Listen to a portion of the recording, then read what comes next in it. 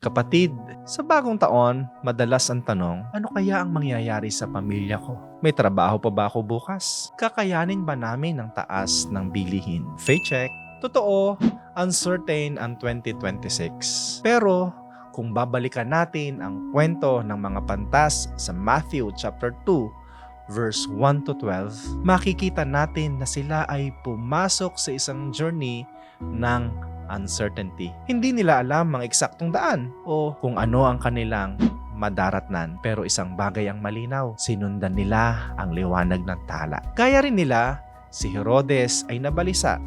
Si Maria at Jose ay nasa isang sitwasyong hindi nila inaasahan.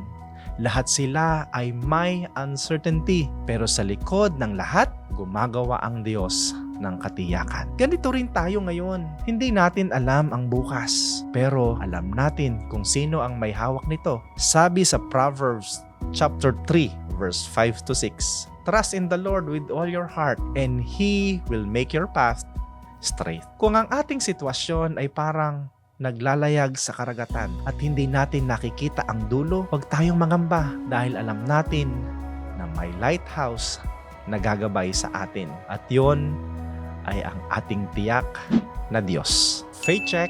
Sa bagong taon na puno ng uncertainty, tanong ko, kanino ka nakahawak? Sa sarili mo bang plano o sa kamay ng Diyos na siguradong hindi ka bibitawan?